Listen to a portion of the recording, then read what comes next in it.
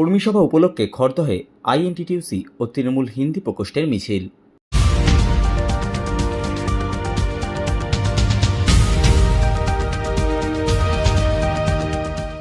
বিধানসভা নির্বাচনকে পাখির চোখ করে ইতিমধ্যে তৃণমূল কংগ্রেসের পক্ষ থেকে দমদম ব্যারাকপুর সাংগঠনিক জেলা তৃণমূল কংগ্রেসের বিভিন্ন বিধানসভায় শুরু হয়েছে দলীয় কর্মী সভা।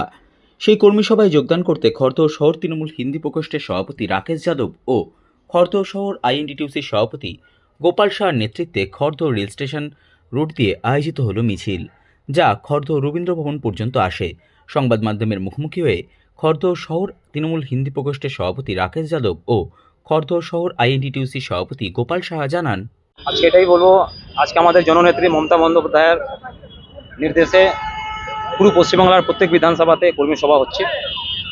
আগামী দিনও কিছু আশেপাশে ব্যারাকপুর, কামারহাটি এগুলো হয়েছে। আজকে আমাদের খড়দার বিধানসভার আমাদের শোভনদার নেতৃত্বে আমার এখানে কর্মী সভা হচ্ছে। তাই আমরা বিশাল আমাদের কর্মীরা সবাই আমাদের সাথে আছে, আমরা সবাই মিলে এই কর্মী সভাতে আমরা যোগ দিতে যাই।